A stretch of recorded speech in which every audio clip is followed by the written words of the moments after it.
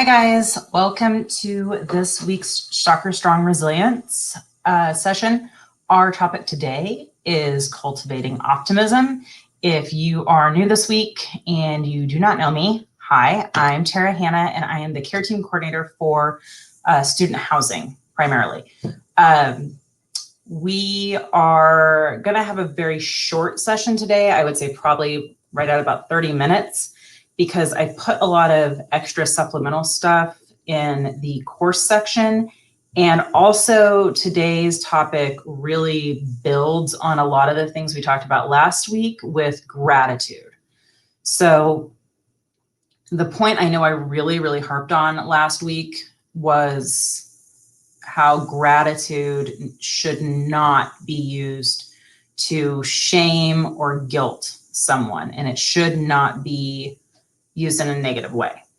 So when we're talking about gratitude, it should elicit feelings of joy, relief, contentment, things like that. I had a few people who in their assignments and in discussion posts confirmed that, yeah, that happens to me a lot, that people invalidate how I'm feeling because I'm not grateful it wasn't worse, or whatever one of those phrases was that I used last week. And that makes me feel a little bit better that I spent a lot of time and attention on that part of it last week because it resonated with some people. So thank you for sharing that. Today with Cultivating Optimism, how we're building on what we talked about with gratitude is that we want to be, when we talk about being optimistic, everybody thinks of that as synonymous with being positive. And it's the glass half full type of thing.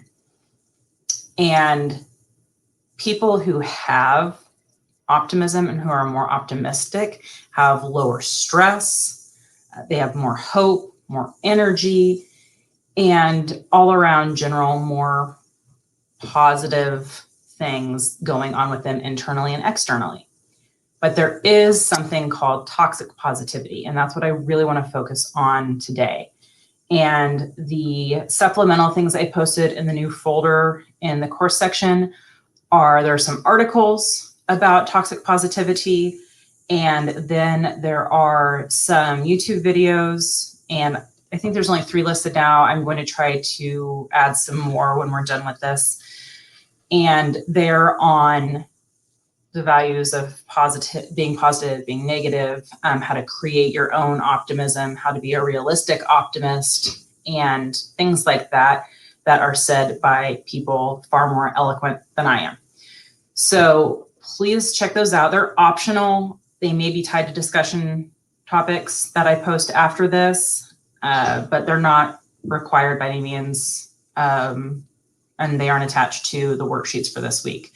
So toxic positivity is when somebody uses positivity in a way that invalidates others' experiences or disregards the true nature of things, or glosses over how serious or troubling something might be.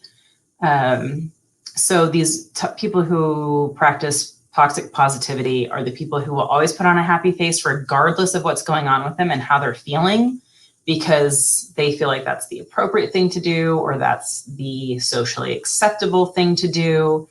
And they're the people who will always genuinely say, oh, I'm fine, everything's great, it's just, like anything else, another day, every day has its things, and it's fine, everything's cool. When in reality, things are not cool at all and things are falling apart. But the not acknowledging it and staying overly positive is an unhealthy coping mechanism, basically. So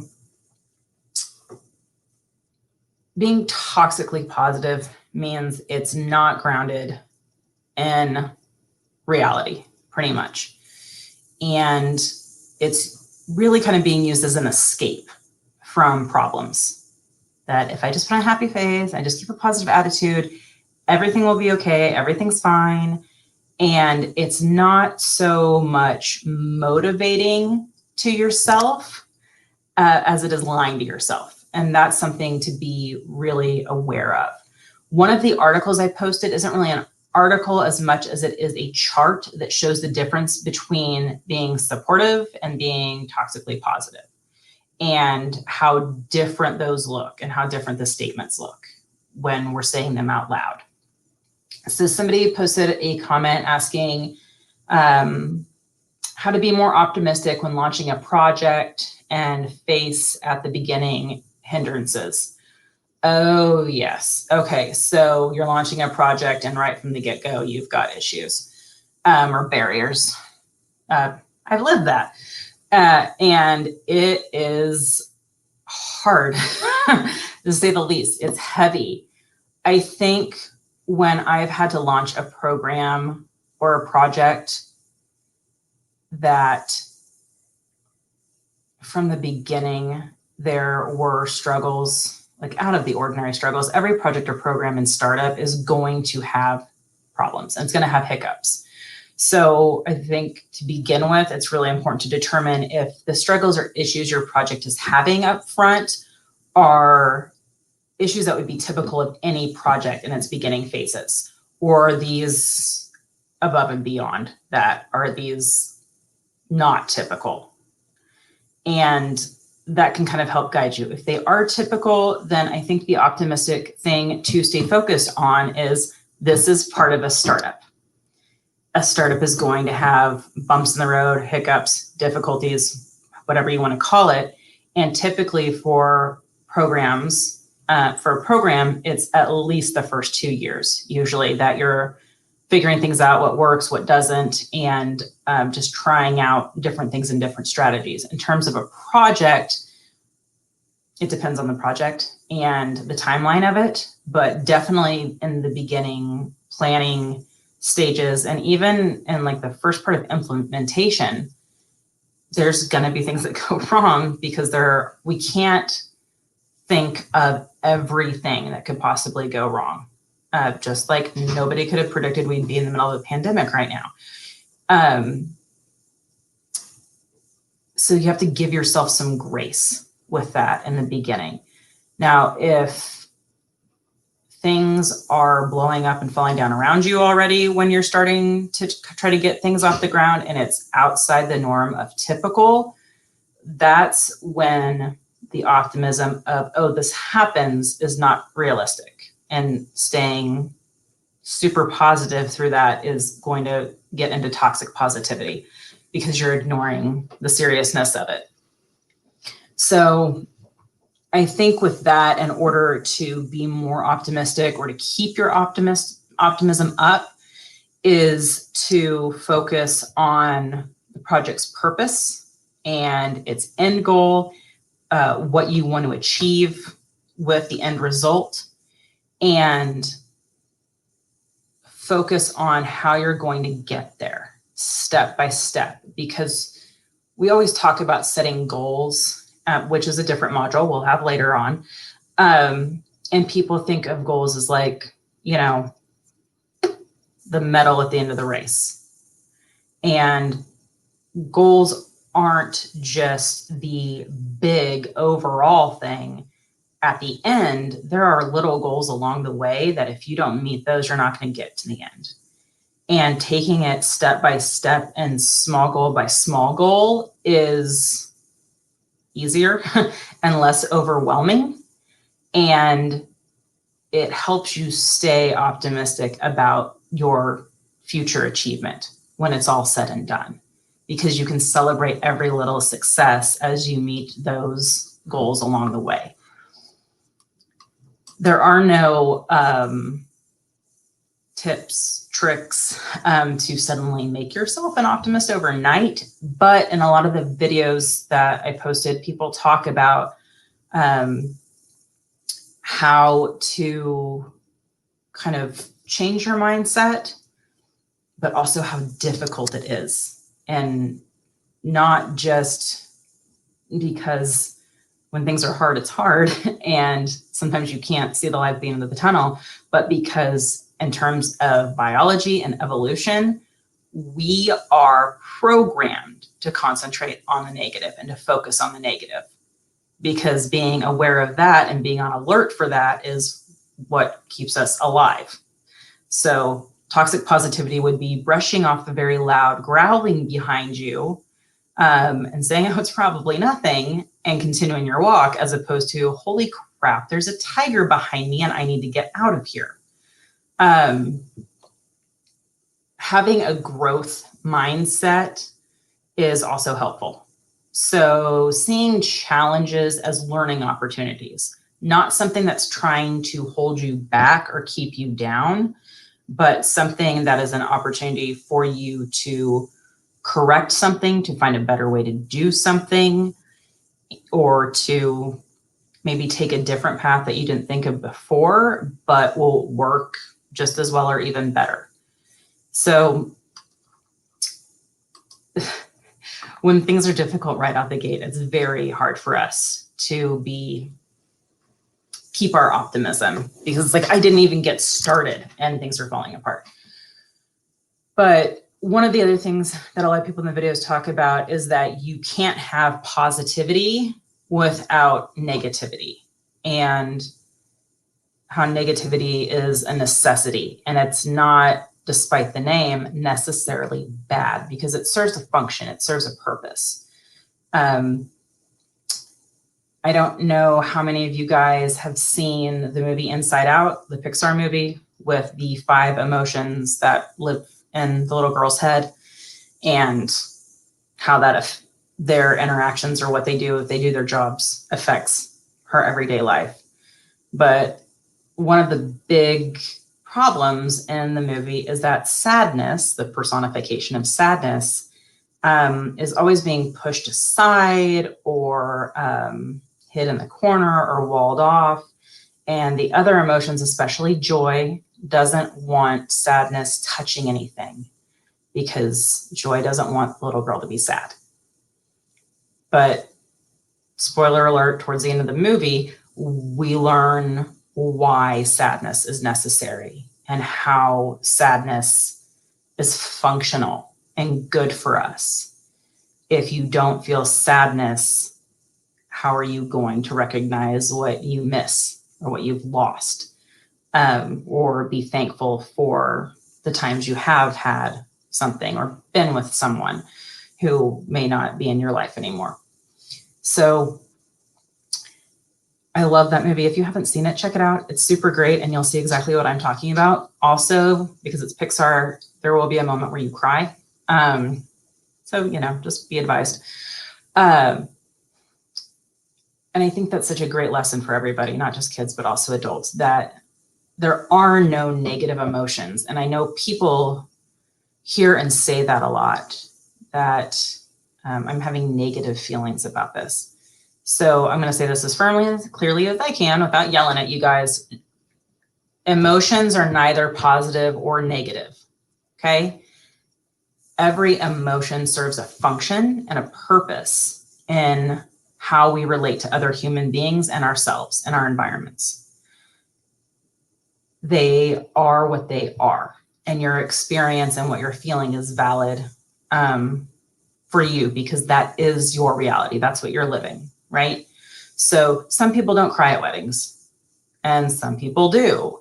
And it doesn't mean any one of those reactions is better than the other, or that the person who doesn't cry doesn't feel as deeply about the couple getting married as a person who's crying. That's just not how they express it. So you're not having negative feelings about anything. You are having feelings about something.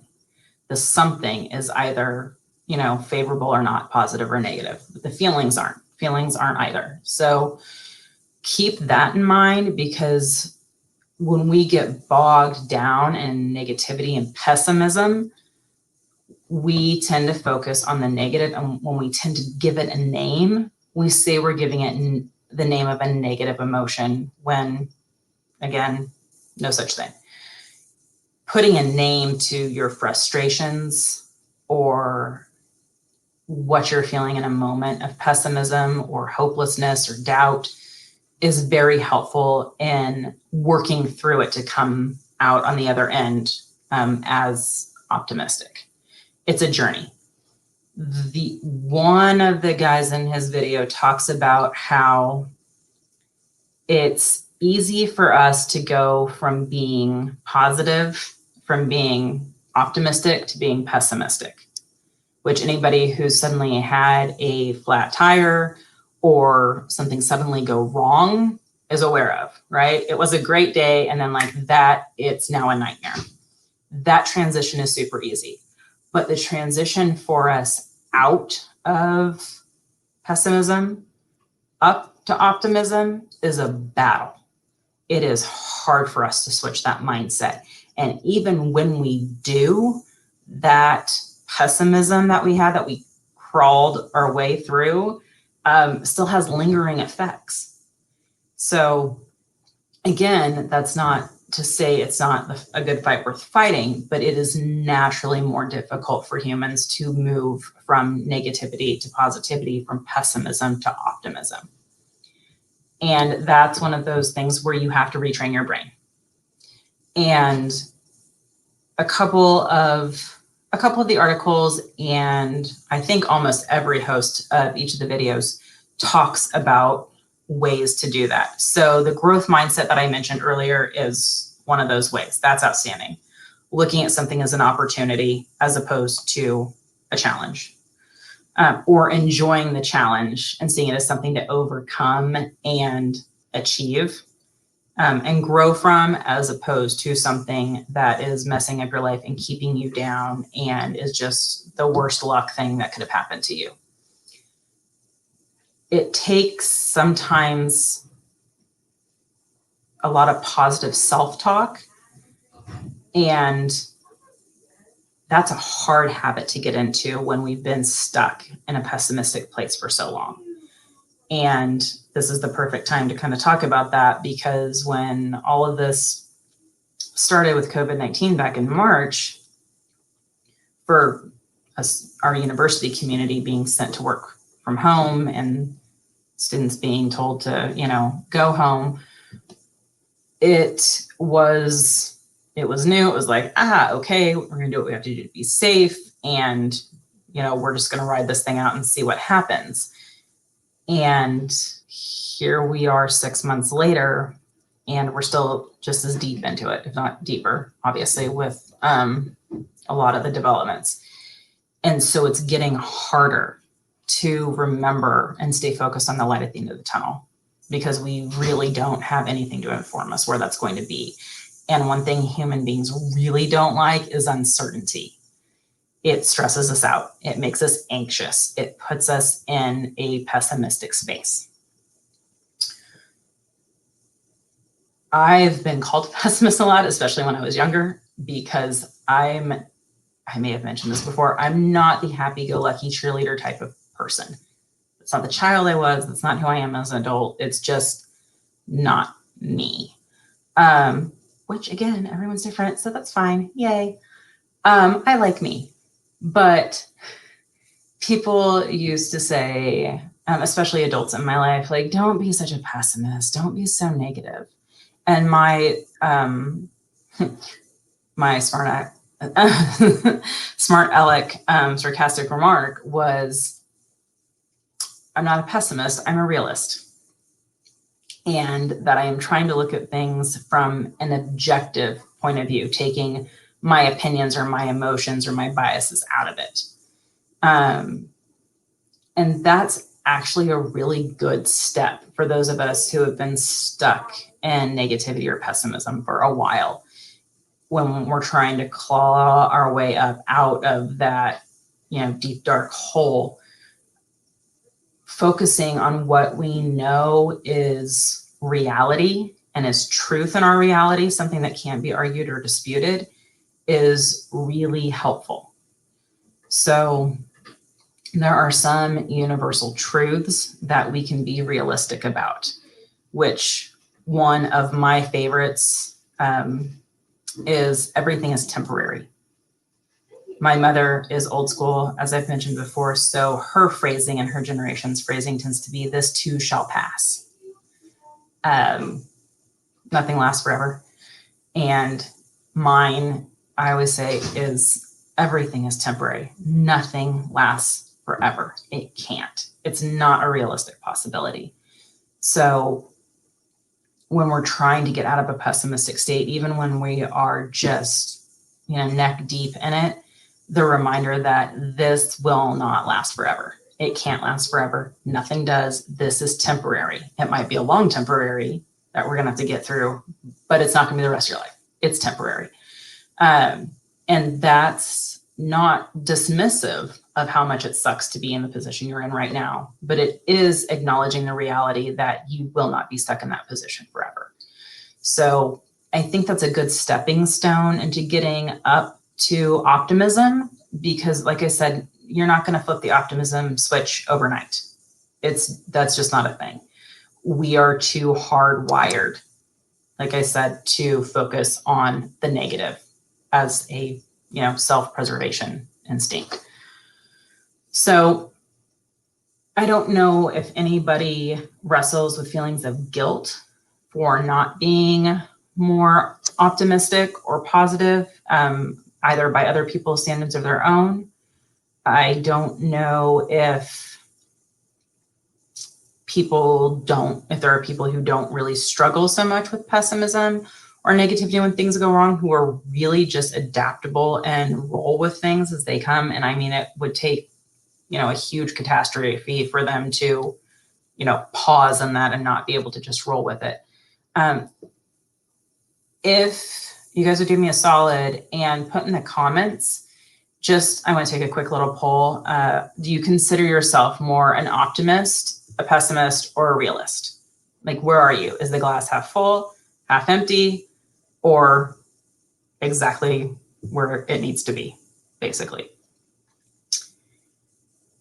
And none of those answers are good or bad, right? People just have naturally different outlooks. So when you do the assignments for this week and it talks about cultivating optimism and getting into that mindset, you've got two exercises. One is a bunch of questions over two different scenarios to kind of walk you through a process for a different way of thinking. And then the second one is to use, it doesn't say this in there, but what we know in the field is like not a guided meditation so much as imagery, sitting, eyes closed, quiet, relaxed for a while, and using your mind's eye to picture something for a purpose. So that's the second activity you guys have this week. And what they want you to spend time on with that imagery is imagining your best self, whatever that looks like for you. And that's different, obviously, for everyone. There's no right or wrong answer, but what does your best self look like? And I don't just mean on the outside physically, but your best possible future self. Have you accomplished your goals? Are you working on new goals? Are you in your life where you want to be 1, 2, 5, 10 years from now? What does that look like for you? And that's another switch for a mindset, because right now, especially with the way the world is, we're all just kind of going through this day by day, week by week, because things change so rapidly, and it's an unprecedented event for any of us to live through. So we don't know what's coming, and we don't think that far in the future right now, because we're all in like chaos, survival, crisis mode with being in the middle of a pandemic. So it's hard to remember long-term goals. It might be a little bit easier for students because obviously in college, your long-term goal is to graduate, and that's the whole purpose of being here. And for most people, it's a pretty straight line, right? But other things, more personal things in your non-academic lives, that's not as clear cut, and that can change as you grow as a person and as your personality develops more and has different facets of it. So thinking about your best possible future self in all aspects of who you are as a person. I'm really curious to read everybody's answers to that, because in reading that assignment and thinking about if I did it, I just kind of freeze and I'm like, I have no idea. I don't know. That's worth exploring for me, I guess. So I'm really curious how you guys are going to respond. The other two at the top are questions to ask yourself when something good happens and questions to ask yourself when something bad happens. And the questions that they're going to have you answer in the worksheet are designed to make you think about both of those things differently. We tend to see bad or good things as happening to us, and us just being an object and receipt of something that happens in the universe, as opposed to us being active, involved agents in the bad or good things that happen to us. It doesn't mean that things don't happen outside of our control, but it does mean that our choices that we make, and even small little everyday things that might seem inconsequential, have an effect. And that effect might not be immediate. It might be farther on down the road, but you made a choice that led to something that happened later on that will seem like a bad or good thing that happened to you. But if you trace it back, it's the result of a choice you made. You were active in it. And that's a hard thing for us to kind of wrap our minds around and get used to thinking in that way. So I will leave you guys with that for today. Like I said, it's going to be short because it builds on last week's thing of gratitude. Being optimistic isn't meant to make others feel bad, and it's not meant to be a one-up on anyone, and it really should not be used as a way to help someone through something by saying, look on the bright side, or you can always XYZ. That's roaming into toxic positivity territory. So when you look at the articles or the videos, if you do, I really want you guys to focus on and think about the difference of being supportive and what that really truly sounds like, as opposed to the toxic positivity. Because again, one is active and one is passive. It's easy to just say something to somebody like, it could be worse, or look on the bright side. But it takes a whole other level of effort to be supportive. And instead of just saying something, to show up for a person who's struggling. So can I help you clean this weekend? Can I take you to dinner, or cook you a meal this week? Can I watch your kids for a couple hours while you have you time? Things like that. That's showing up and being supportive for someone who's struggling. Whereas the others just, more passive, and it's kind words. So that's my parting thought for you guys. Thank you so much for joining us today. As always, every week, be sure to check for discussion posts. I typically try to get them up within a day or two, but sometimes it may be later, depending on everything that's going on in our world. And I will see you guys next week when we tackle coping and something else, but definitely coping skills. So thank you again. We'll see you guys later. Bye.